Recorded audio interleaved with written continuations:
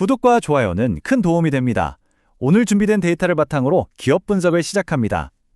자, 오늘은요, 정말 독보적인 기술력 하나로 글로벌 원전 르네상스, 그리고 K방산이라는 두 개의 아주 강력한 엔진을 동시에 장착한 기업, 바로 우리기술에 대해서 이야기해 볼 건데요. 이 회사가 가진 두 개의 심장이 과연 어떻게 뛰고 있는지, 그 기회와 리스크는 무엇인지 지금부터 함께 깊숙이 들여다보겠습니다.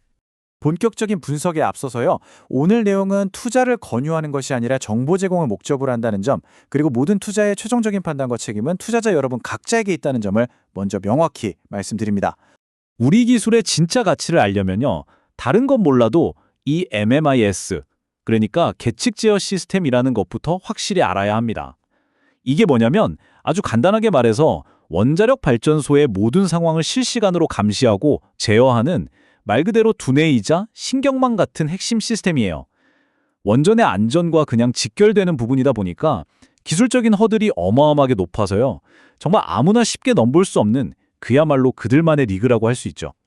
네, 바로 이 지점에서 우리 기술의 진가가 드러납니다.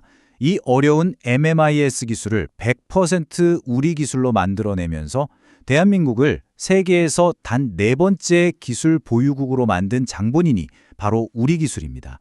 이 한 문장이 사실상 우리 기술이 가진 독보적인 기술적 위상을 전부 설명해준다고 봐도 과언이 아니죠. 오늘 저희가 살펴볼 순서는 이렇습니다. 먼저 우리 기술의 핵심 경쟁력이죠. MMIS에 대해 알아보고 또 얼마나 사업 포트폴리오를 잘 짜뒀는지 점검해 볼 겁니다. 그리고 나서 글로벌 원전과 K방산이라는 이 거대한 기회를 분석하고요. 하지만 좋은 얘기만 할 순 없죠. 반드시 짚고 넘어가야 할 리스크 요인들까지 꼼꼼히 확인한 다음에 최종 투자 포인트를 정리해보는 시간을 갖겠습니다. 자, 그럼 첫 번째 순서입니다. 우리 기술의 가장 강력한 무기 MMIS부터 한번 제대로 파헤쳐 보겠습니다. 도대체 이 기술이 어떻게 그 누구도 넘볼 수 없는 강력한 기술적 해자가 되었는지 말이죠. 이게 단순히 문제가 생겼을 때 고치는 그런 수준의 기술이 아니에요. 시스템 전체를 아주 정밀하게 진단해서 혹시라도 고장을 일으킬 만한 요소를 아예 미리 찾아내서 없애버리는 한 차원 높은 예방의 기술입니다. 덕분에 발전소를 수십 년 동안 어떻게 안전하게 운영할지 장기적인 계획을 세울 수 있게 되고요.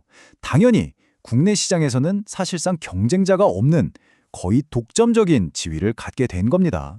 그런데요, 우리 기술은 이 강력한 MMIS 기술 하나에만 의존하지 않았습니다. 그 뒤를 아주 든든하게 받쳐주는 생각보다 훨씬 더 다각화된 사업 구조를 갖추고 있더라고요. 보시면 원자력은 당연히 기본이고요. K2 전차의 핵심 부품을 만드는 방산 사업, 심지어 브라질이나 인도네시아 같은 해외 지하철 스크린도어를 수출하는 철도 사업도 있습니다. 여기서 끝이 아니에요. 해상풍력 같은 신재생 에너지, 그리고 폐플라스틱을 재활용하는 자원순환 사업까지.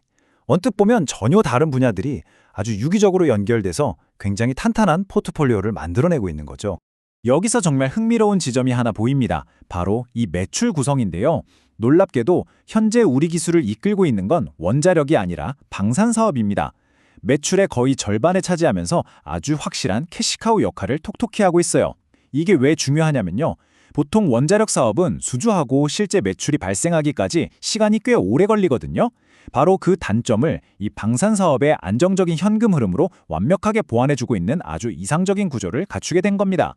자, 이렇게 탄탄한 기초 체력을 갖췄다는 걸 확인했으니까요.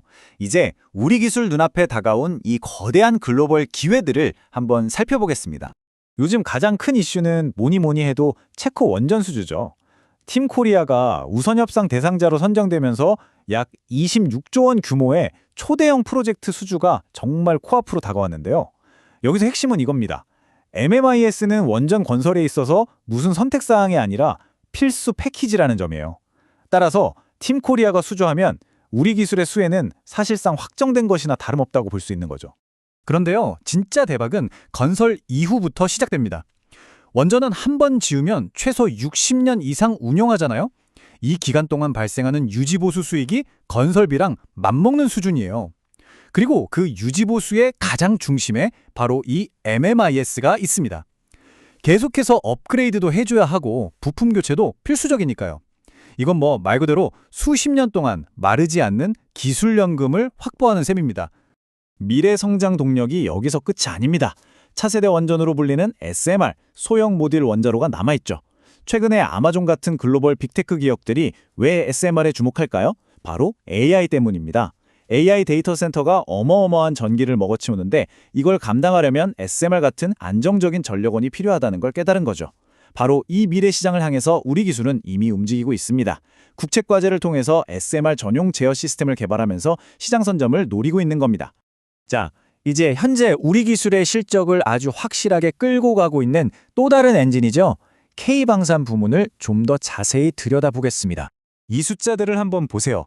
성장세가 정말 명확하게 보입니다.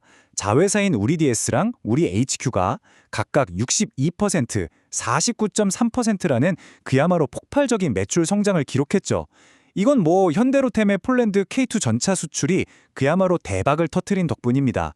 앞으로 추가 수출 계약 소식이라도 들려온다면 이 성장세는 훨씬 더 가팔라질 수 있겠죠. 네, 지금까지 들어보면 성장 스토리가 정말 강력합니다. 하지만 완벽한 분석을 위해서는요, 그 화려한 이면에 있는 도전 과제들도 우리가 아주 냉철하게 살펴볼 필요가 있습니다. 원전과 방산이라는 장밋빛 전망 뒤에는요, 우리가 반드시 확인해야 할 일종의 성장통이 존재합니다. 바로 재무 건전성 문제예요. 재무제표에서 가장 먼저 눈에 띄는 건 바로 이 부채 비율입니다. 80%대였던 부채 비율이 최근에 140%대까지 상당히 가파르게 상승했어요.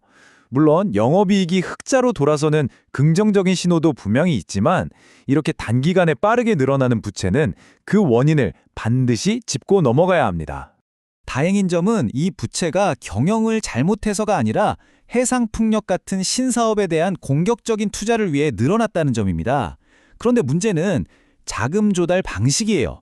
전환사채, 즉 CB를 자주 발행했는데요.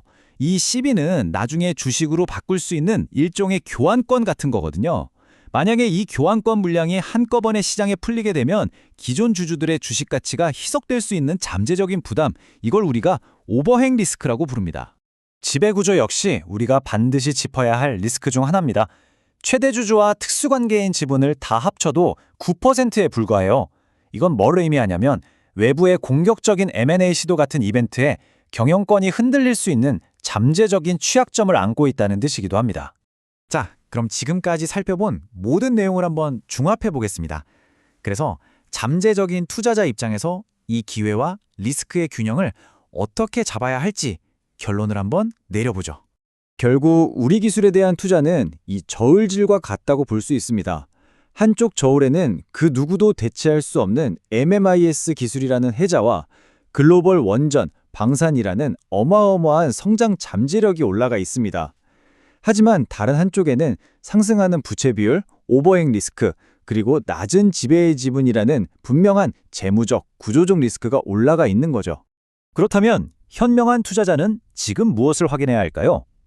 바로 이 체크리스트입니다.